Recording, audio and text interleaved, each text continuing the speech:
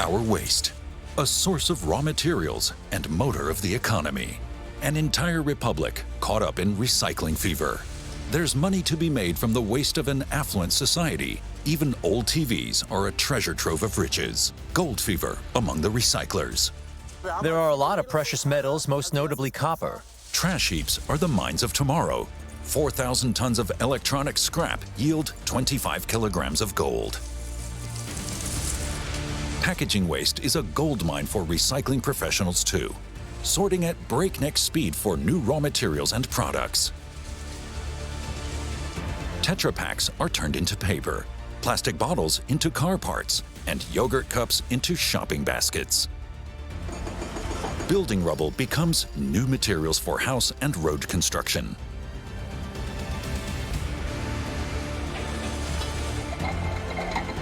What remains of the trash is then used to generate electricity, district heat, and even fuel that can replace coal. Instead of just burning the garbage, we do a little more beforehand.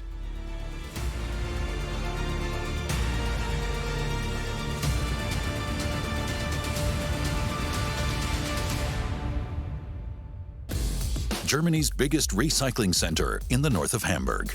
On a site the size of 1.5 football fields, customers can dispose of anything they no longer have use for and won't fit in the trash can.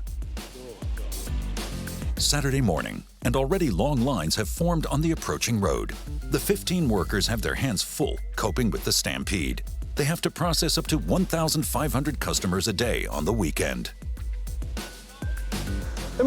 Keep driving through, please. Drive through, drive through. There are 49 debris container boxes available. For wood, for example, this will later go to specialist companies to be processed into particle board. Supervisor Jens Junge makes sure that everyone sticks to the rules. He doesn't want anyone getting injured at his yard. Can you get down from there, please? You can't throw it in from the vehicle.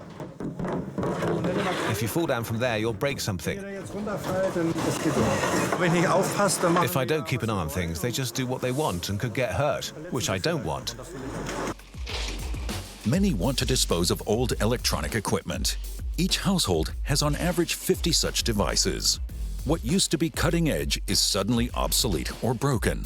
The result is around 1.8 million tons of electronic scrap a year in Germany alone. It builds up, and you need the space for new stuff.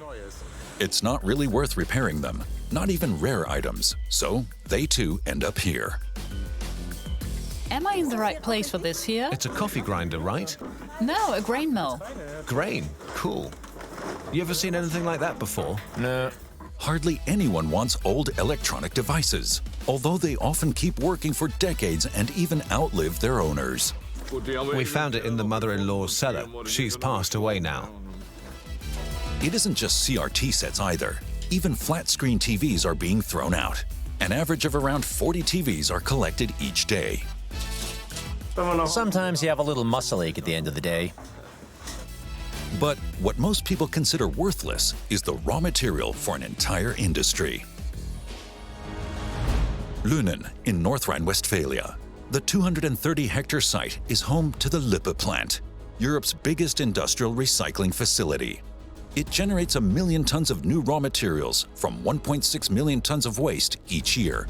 The rest is used to generate energy. Part of the vast plant is dedicated to dismantling electronic devices. Old electronic appliances still contain a lot of valuable resources. The aim is to recover as many of them as possible, for example, from CRT monitors and televisions. To get at them, the workers first remove the plastic casings. These too are collected and recycled. But the most valuable parts lie inside the old devices. Like the so-called cathode ray tube that generates the image in old TVs. It contains precious metals and glass.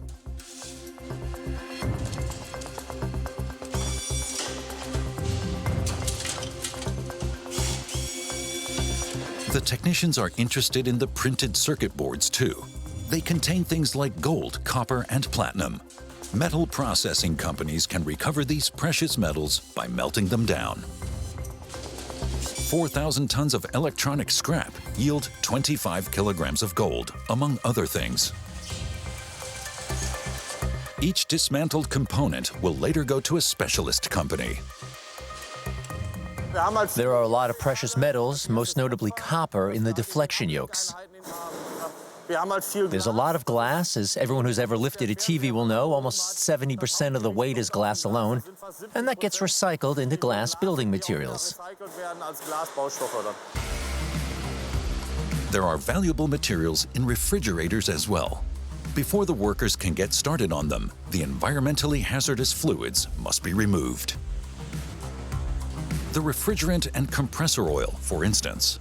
These fluids have to be taken out of circulation. They'll be sent to a chemical plant for reprocessing. Older appliances still contain chlorofluorocarbon refrigerants.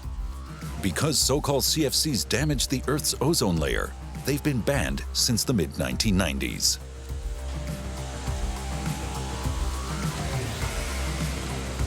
The drained appliances now enter an automated shredding plant. Here, they pass through 2 different shredders in succession.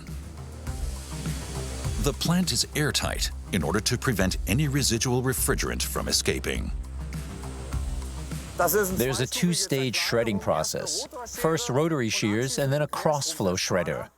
You can think of it like a kitchen blender with a blade unit underneath that spins very rapidly and chops the fridge into its individual components. Besides ferrous and non-ferrous metals, there's also the insulating material which gets degassed too. Metals are sent to specialist companies where they get melted down and reused. Small electronic devices are treasure troves too. Computers, household appliances, and lawnmowers. Besides plastic and iron, they also contain valuable precious metals. An excavator first sorts out the large items from the mountain of electronic scrap, which aren't suitable for the automated shredding process. They'll have to be dismantled by hand later on. Fitted to the bottom of this container is a kind of metal shredding device, the pre-shredder. It tears the material up into large fragments. Then they move on to this container, the feed hopper. From here, a feed roller automatically loads them onto a conveyor belt.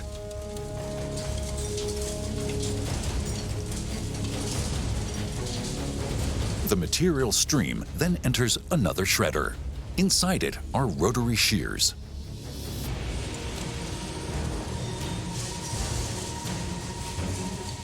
The rotary shears shred the electronic scrap once more. The blades cut against this edge and reduce the size of the material to an edge length of about 10 centimeters. The more finely the appliances are shredded, the easier it is to separate out the individual material groups. The same applies to impurities, foreign objects, and contaminants. They're removed by hand. Things like capacitors and batteries. The batteries are put into these acid-resistant hazmat containers. Specialist companies recover iron, manganese, and zinc from them, valuable supplies for the metals industry. Even water meters are disassembled. But this has to be done by hand. They contain valuable brass, among other things. It's made from copper and zinc, which can be recovered by melting it down. The small appliance waste has in the meantime gone through a third shredder. After this final shredding step, the scrap is separated into individual material groups. Magnets and vibrating screens separate light plastics from heavy metals. The ferrous metal will later be sent to steel mills. The material stream also contains PCB fragments. They're especially valuable as they contain several precious metals, such as platinum, gold, and copper. This machine has a sensor. If it detects fragments of the green printed circuit board, it triggers a jet of air that ejects the parts. They will later be heated to melt and separate the metals.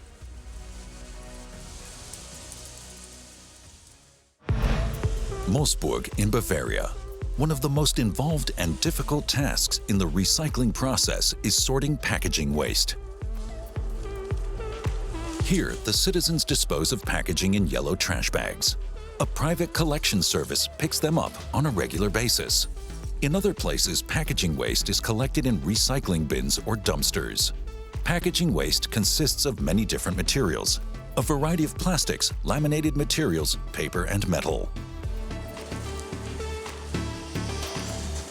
Collection is free for citizens, which is why some people stuff everything in the bags they can fit into them. Some people just throw them half ripped open onto the street. Sometimes there are things inside that don't belong there. Heavy cans or full paint buckets. I've seen everything. The men still take torn bags with them, but non-recyclable or bulky waste they leave behind. Following collection, the trash is taken to a sorting facility at the Munich airport. It works for private recycling associations that do the recycling on behalf of the food and packaging industry. This industry is obliged to take back the packaging it brings into circulation and recycle a certain proportion of it. The bunker holds 200,000 bags. The contents will now be separated by material so that specialist companies can make new products from them. Plastic packaging will later become pellets. They are the raw material for making new plastic products. Beverage cartons, so-called Tetra Paks, will be turned into cardboard boxes.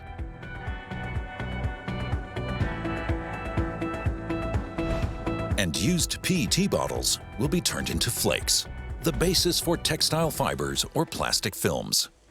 The plant can process 160 tons of packaging waste per day.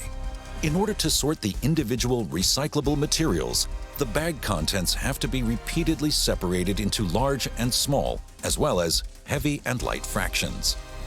The process begins with this machine, the bag opener. A chain conveyor forces the stream of garbage through these serrated shears, which slice open the bags. The contents fall onto a metering rocker. Smaller trash falls onto the lower conveyor, while larger items remain above and get sorted into heavy and light items. The sorting process is largely automated. The entire plant layout is represented on the monitors in the control room. Should any units get clogged, causing the sorting process to stop, a warning is immediately displayed here. The yellow bags contain many items that don't belong in them. Without sorters continually checking the conveyors for foreign materials, the automated process wouldn't run smoothly. The yellow bags contain 20 to 25% trash that doesn't belong there. Everything from electronic waste to frying pans, bricks, clothing, all kinds of things that have nothing to do with packaging.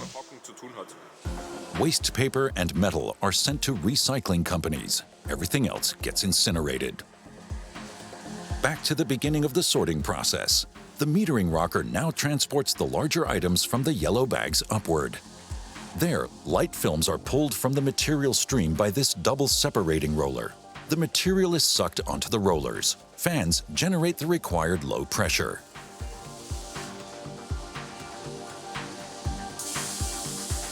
Light materials remain attached. Things that are too heavy for the suction fall onto the conveyor below with the smaller packaging waste. The light films are now fed from the separating rollers to the conveyor and from there to a sorting cabin. Here, the workers check for contaminants. Light film plastics are the first collection group. The rest of the packaging waste continues on to a giant rotary screen. The 10-meter-long and 3-meter-wide drum weighs 35 tons. It further separates the material according to size. The fragments continue to move through the rotating drum until they fall through an opening. What falls through the smallest holes is the sorting residue comprising contaminants and foreign bodies. This remnant will be incinerated at the end.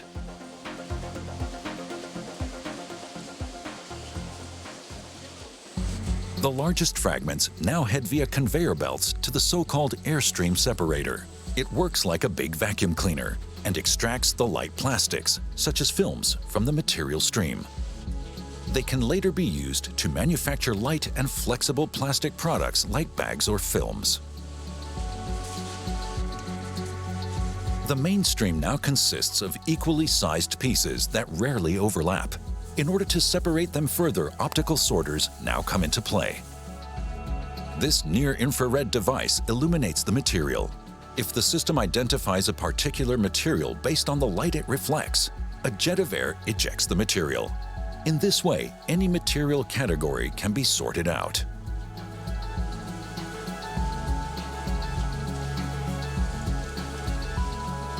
In this case, it's beverage cartons, so-called Tetra Paks. They are sent as a separate collection category to specialist companies that use them to make paper. The material stream now passes through two magnetic separators. Iron and sheet steel stick to the electromagnets. They will later be sent to a metal recycling plant.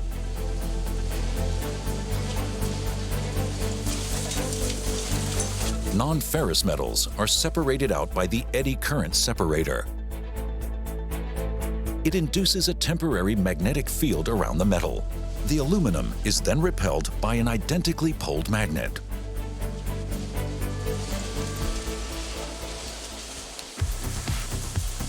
What remains consists mainly of similarly sized plastic fragments.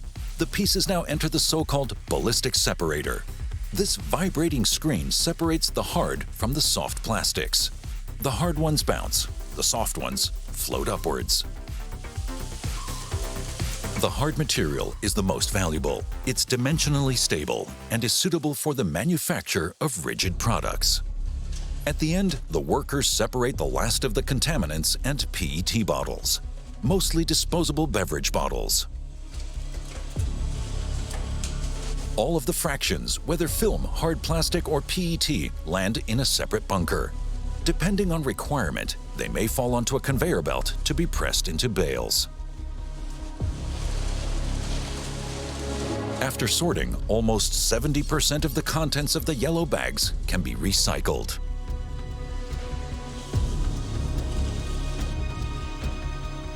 What remains is the so-called sorting residue. It ends up in the waste incineration plant. But even the best sorting technology reaches its limits with some types of packaging. There's also composite packaging that we can't separate further at the moment, like PET trays. For example, a yogurt cup with an aluminum lid. If the consumer doesn't remove the lid, the aluminum goes to the plastic recycler as well. It may get separated out again there, but we can't separate it mechanically here. But what happens with the recovered materials from the yellow bag? Kreuzau in North Rhine-Westphalia. Beverage containers from all over Germany end up at this facility. Pressed into bales, they first land on a feed conveyor and are then automatically dewired. The metal wires are later recycled. The bales then head to the shredder. Here, rotating rolls shred the Tetra Paks into palm-sized pieces. They then continue their journey on a covered conveyor belt. Beverage cartons are made from paper, plastic, and aluminum. Because the metal has been cut, water can now penetrate the gaps. This is what happens in these two drums.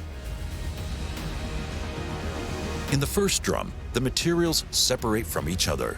The second works like a washing machine. Here, the softened paper fiber portion is washed out. The fibers collect in an underground tank. What remains is a mixture of plastic and aluminum. It goes to companies that can recover both materials. The water with the paper fiber slurry now flows into a 180-meter-long paper-making machine. It binds layers of white and brown fibers to make a cardboard-like paperboard. First, white fibers are fed onto a sieve-like conveyor belt. The brown fibers from the Tetra Paks are fed onto another belt. Then, the two sheets are bonded together.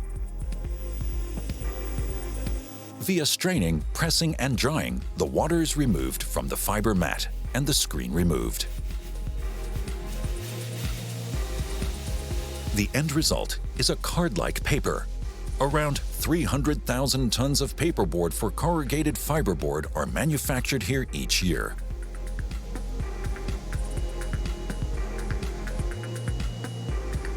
It's used to make packaging boxes for the retail and wholesale industries. And these may in turn be filled with Tetra Paks, for instance. But what happens to plastic packaging waste? Bernburg in Saxony-Anhalt is home to one of Germany's largest recycling facilities. It processes PET bottles as well. PET is a member of the polyester family of polymers. The bottles are first inspected for contaminants and then ground and washed. Over the course of several separation processes and automated sorting steps, the PET is freed from foreign materials. After drying, flakes of different colors and qualities are the result. The plant processes several thousand tons of PET bottles each day. The pellets are used to produce things such as textile fibers for the automotive industry.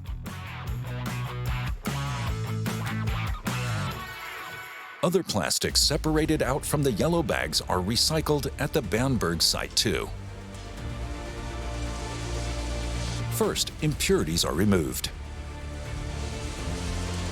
Then, the material is shredded, washed several times, and dried.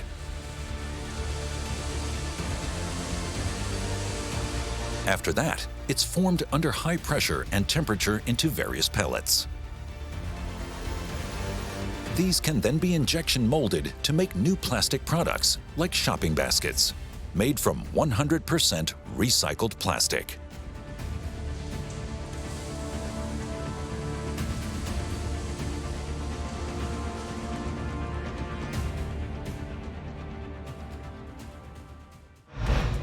This recycling center in Münsterland, Germany, shows what could be made from our plastic waste in the future.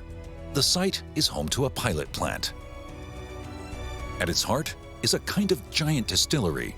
It turns plastic and biomass back into oil. The material is transported via conveyor belt to a converter. There, it's subjected to a 360 degrees Celsius oil bath. A refinery process is then initiated using catalysts. The distillate accumulates in this tank in the form of heating oil. The process replicates the geological oil formation process. Nowadays, however, we have high-performance catalysts and work at different temperatures, and of course the process is automated and controlled. The advantage? Oil can be stored and doesn't decompose. It can later be used to either make new plastics or as fuel. As oil prices rise, so do its chances of market success. We're committed to this technology because we're convinced it's the future. We're almost ready for series production and are confident we can rapidly bring this technology to market as soon as oil prices or the supply situation make it viable. Back at Germany's largest recycling center in the north of Hamburg. By late morning, the line is so long that Supervisor Jens Junge has to open a second lane. Drive through to my colleague, keep driving. He has to have something to do. Keep following them. Many customers have already been lining up for 30 minutes. In order to reduce the backlog, 2 workers are now assigned to processing them. Customers not only have to find their way around the facility, they have to familiarize themselves with the various disposal fees and regulations too. Hi there. A leather armchair. Want to buy it? A leather armchair? Yeah. Sure, that's bulky waste. Yes. What I need to know is if it's from you privately, so not commercial waste. No. Can you show me some proof that you're resident in Hamburg? The disposal of small volumes is mostly free of charge for private customers that live in the area. Thanks. Drive in here to the left and put it in the bulky waste compactor. Non-residents and business customers, on the other hand, have to pay a hefty fee. €35.50 for 2 cubic meters of garden waste, for example. Private customers from Hamburg pay nothing for the first cubic meter and just €1 for each additional one. Such price discrepancies make it tempting to cheat the system. It hurts the wallet, and some people try to pull a fast one, of course. But this is what we do for a living. We're well trained and see through them most of the time. There's stress every now and then, but there are certain rules and we stick to them. If there's any doubt, customers have to sign a declaration that they are disposing of private waste. The wood and bulky waste compactors run almost continuously until the containers are full and have to be changed. This is done by a special vehicle, the so-called hook lift truck. But maneuvering trucks need space, and customers are continually getting in the way with their cars and blocking the access ways. You're still here, so no other cars can get through here. A lot of people don't notice they're obstructing others. You can park next to it. Vehicles still have to get through here. It's not my fault. Others don't want to follow the rules. You haven't done a thing I told you since you got here. You've blocked everything here with your giant trailer. Unbelievable. Traffic is backing up, not least due to the many cars obstructing the access ways. Only with difficulty do they manage to get the situation under control. Everyone wants to get rid of their stuff quickly. That's fine, but not if you cause an obstruction while doing so. The hook lift driver has to swap the containers out and can only work in the yard when it's clear. There's a separate collection point for problem waste. This includes all types of chemicals, such as those in fluorescent tubes and batteries. They're sent to specialist companies that process them in an environmentally responsible way.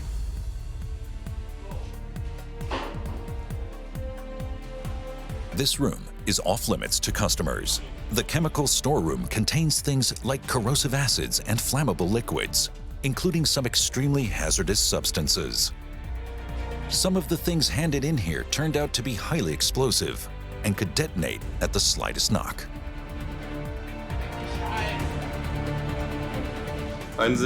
We always found out in time, thank God. Called the police and the bomb squad then made them safe. Household and packaging waste is a drop in the ocean compared to the waste material produced during renovation and demolition work. Around 200 million tons of building rubble and excavated earth are amassed each year, making it by far the largest fraction of total waste produced. The majority is recycled, however. Cologne, situated in an industrial park close to the airport, is this building materials recycling facility. Here, building rubble is transformed back into building material. Rubble arrives by truck and wheel loader throughout the day. From demolished buildings and dug-up road surfaces to sometimes whole sections of wall. The material is collected in a feed hopper.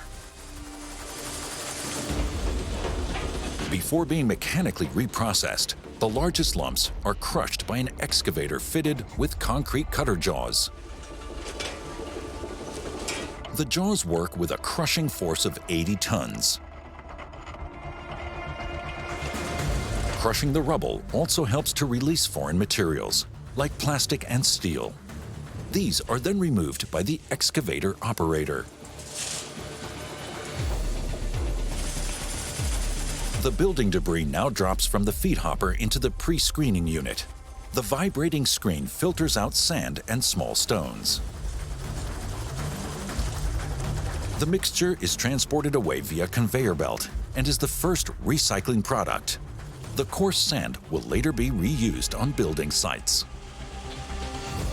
The main stream continues on to the so-called primary crusher. The jaw crusher consists of a fixed plate and an oscillating plate. A flywheel drives the oscillating plate. The 46-ton crusher is powered by an electric motor.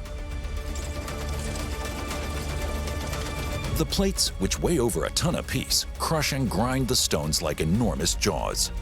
Sometimes they even devour gravestones, because the plant also works for the Cologne cemeteries. The crushed material now passes beneath a magnetic conveyor. It attracts all the iron-containing parts and separates them. A worker then performs a further inspection. The sorter removes any remaining foreign material. Residual garbage, metals, or occasionally relics from the Second World War, like a mortar shell.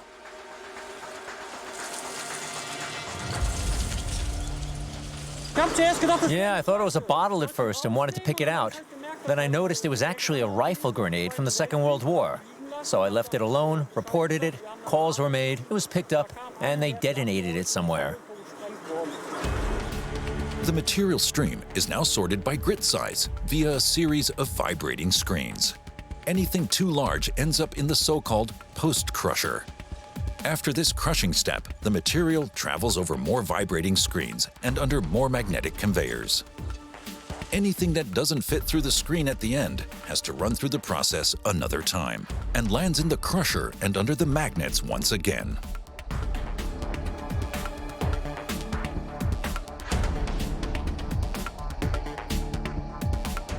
At the end of the process, the plant produces 4 different grit sizes. The recovered resources save on landfill space and natural resources. Most recycled building materials end up as the base course in roads and building construction. Back in Hamburg, the bulky waste compactors at Germany's largest recycling center are running at full capacity, mostly for furniture. This is a friend's. He's downsized and doesn't have as much space anymore, so needs to get rid of things. This armchair is now also destined for the compactor. And it's gone. Furniture, mattresses, toys, and electrical appliances. Many people use their day off to finally get rid of all their junk. It took half an hour of concerted effort. Just made a spontaneous decision to do it now. Been planning it for a while, of course. After the first time I moved house, I said I never wanted a full cellar again. The compactors tirelessly devour the discarded articles of an affluent society, each item representing a chapter in someone's life and many memories. Everything is crushed with a force of 36 tons, to be later used as fuel in a combined heat and power plant.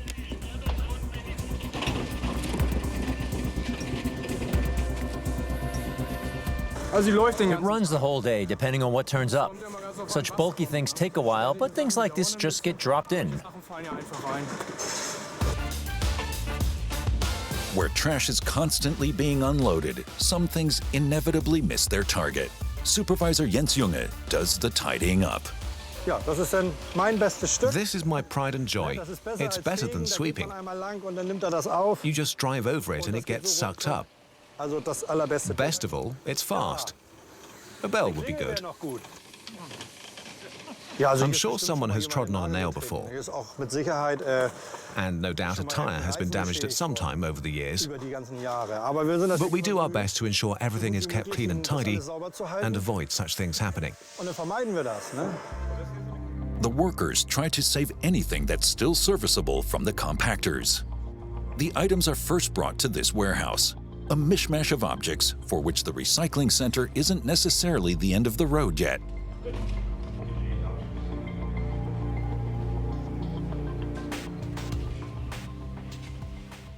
Eventually, they end up here. The department store is a subsidiary company of the city sanitation department, a 2,000 square meter discount store selling salvaged junk. You can find clothing, televisions, sound systems, even entire living room sets. These customers have found a wardrobe. It's really cheap. It's more expensive on eBay.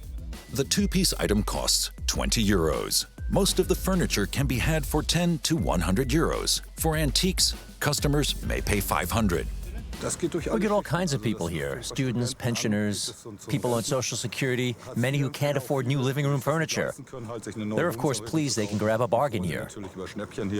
What is and isn't a bargain is decided by the employees.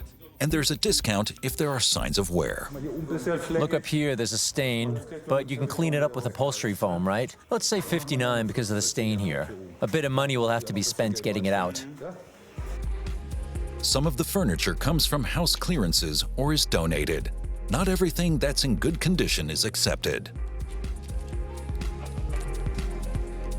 Pine furniture, dressers, and other small furniture rarely stays here for longer than 2 weeks, and this sofa ought to soon find a new owner. The best garbage is the type that never occurs. We want to save as much of the furniture as possible, of course. I'm in favor of giving things a second look and trying to recycle what can be recycled. Anything that still hasn't sold after a few months will end up in the compactors after all, and from there, go to the incineration plant together with the household garbage.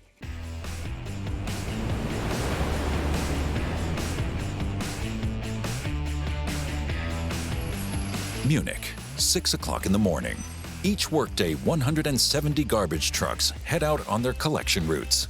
Every vehicle works a different district.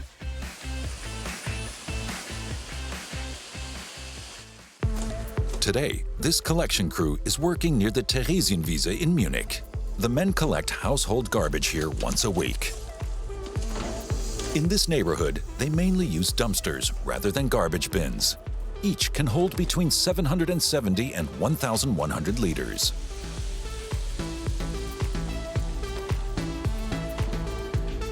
Household garbage is everything that doesn't contain any reusable materials and cannot be recycled.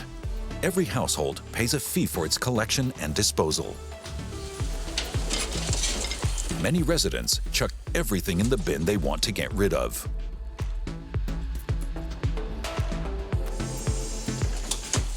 We find a lot of used toys that are still in a really good condition, which people really shouldn't be throwing away. Last year we had a load of urine bags in a bin. That's disgusting, of course.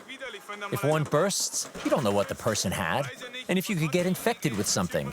It gives you an uneasy feeling because you never know what to expect. Around 120 dumpsters fit in the truck. That corresponds to roughly 10 tons of garbage. On other days, the men collect waste paper and organic waste. But because these are recyclable resources, their collection is free of charge. The household garbage is transported to an incineration plant in the north of Munich. Each day, around 300 trucks deposit the waste of 2.5 million people in the greater Munich area here. This is added to by commercial waste and bulky waste from recycling centers. This amounts to up to 700,000 tons of waste each day.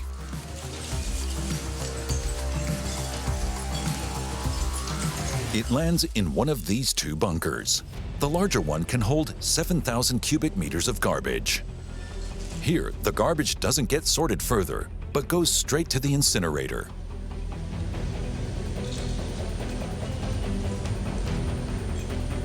The claw arms can lift 5 tons at a time. Here, the household garbage includes a noticeably large amount of plastic packaging. The reason? The consumers in Munich don't have yellow bags for collecting it in. Instead of recycling the packaging, the majority is incinerated along with the household garbage.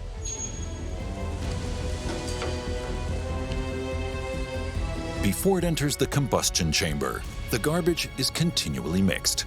This helps ensure it burns more evenly later. The 2 cranes are controlled from this cabin.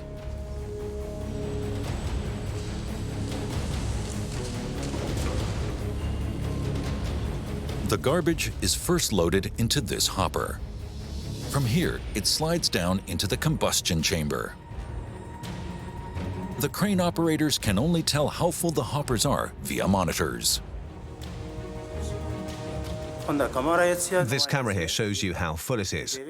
The garbage moves slowly into the combustion chamber, and you have to keep topping it up. The combustion chambers lie behind steel walls that are lined with a fireproof concrete layer. Hydraulic rams and cylinders ensure that garbage continually slides into the combustion chamber so that everything burns uniformly. The combustion chambers are 70 square meters in size. The temperature inside is 850 degrees Celsius. After burning on the giant grid, 10% of the garbage remains in the form of ash. The ash is collected and then drops into a water bath. Here, it cools down before finally being deposited in a bunker. It too contains valuable resources. There's very promising research being conducted into how precious metals can be recovered from the fine fraction, that is, from 0 to 2 millimeters. The content of certain metals exceeds that in ore mining areas. Things like gold, silver, platinum, you name it. You can find the whole periodic table here. At the moment, however, the ash is still being used exclusively as a filler in the road construction sector. The scrap metal left following incineration goes to the steel mill to be melted down again. The control center. This is where all the incineration and flue gas cleaning processes are monitored. To ensure that the pollutant emission limits are adhered to, the workers use sensors to keep an eye on all the key parameters.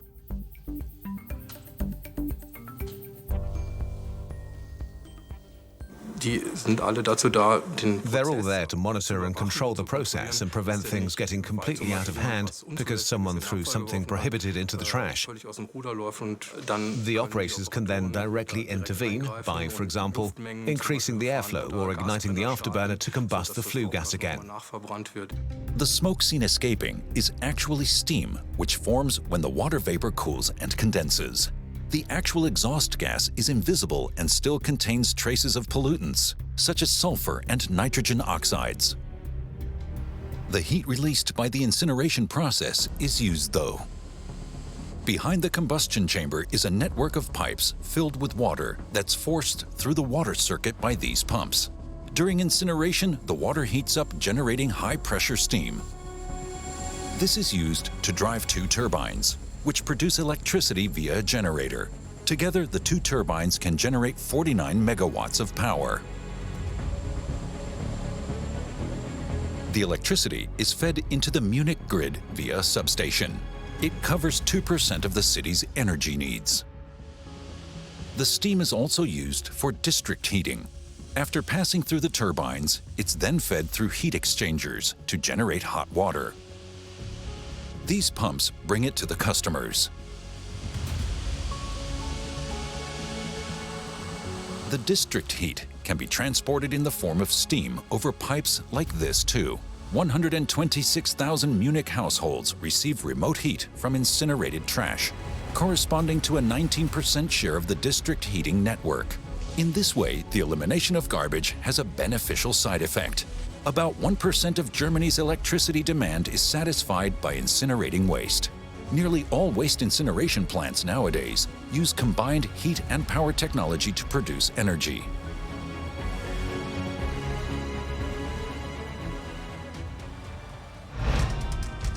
Even more energy can be extracted from garbage if it's processed prior to incineration, as here in Ennigerloh in the Münsterland region of Germany. At the recycling center, the waste is first sorted before undergoing extensive treatment. The goal of the mechanical biological processing is to extract additional resources from the garbage and then turn it into a high-quality industrial fuel. Around 130,000 tons of garbage end up here each year. Roughly 2/3 are household waste. The centerpieces of the tipping floor are two shredders, one for domestic garbage, the other for commercial waste. Both units house a so-called primary crusher. It cuts and tears the garbage into 30-centimeter pieces. This makes it easier to sort. The goal is to be able to use a large proportion of the garbage as a replacement for fossil fuels like brown and bituminous coal. Instead of just burning the garbage, we do a little more beforehand. Roughly half the garbage will later leave the plant as fuel, but first it goes through several magnetic separators. Metals stick to the magnetic belt. They will later go to the metal recycling plant. Metals make up 6% of the waste stream. This equates to approximately 6,000 tons a year. The garbage now enters another hall to be further processed. All the processes are monitored and controlled from this control room. The operator frequently has to stop the plant. The reason is plastic or metal bands that get caught up in the machines. Even during the shredding process, it can happen that the machine has problems. And once it's in the machine, it gets wrapped around the rollers or caught in the bearings. And then we've got our work cut out for us. The shredded garbage now passes through a so-called coarse treatment process. Here, household and commercial waste streams travel over several vibrating screens. They shake off biological matter attached to the trash, above all, feces. Anything smaller than 3 centimeters drops down. These are primarily organic constituents that don't make for good fuel. They end up at the biological waste treatment plant. Here, the rubbish is distributed via conveyor belts in so-called composting tunnels. Chambers in which the garbage decomposes, losing humidity in the process. This causes it to shrink too. The smaller volume saves on disposal costs. After 10 days, the material is screened several times. Heavy materials like stones and fragments of glass end up in a landfill. At the end of the treatment, a little more than a third of the original volume of garbage is left over for the incineration plant. Back to the mainstream. It contains valuable plastic constituents that will now be turned into high-quality fuel. It now enters the so-called airflow separator.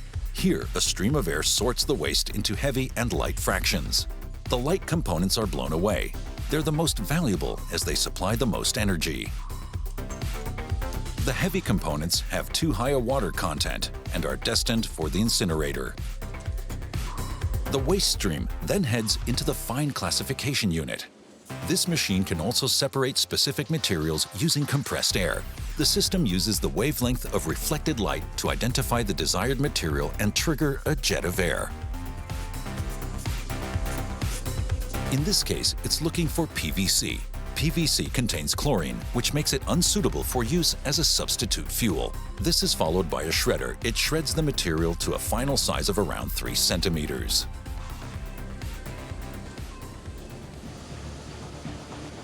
The material stream now enters a drum dryer where it gets heated to 270 degrees Celsius. This reduces the moisture content to under 15%, thereby increasing the calorific value of the material.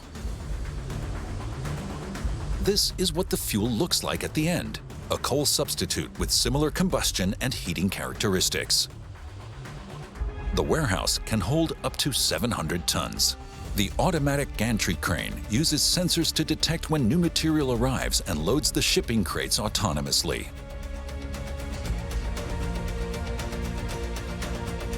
Before being dispatched, a press compacts the material and loads it into the truck. A fuel for power stations and the cement industry of the recycling nation Germany.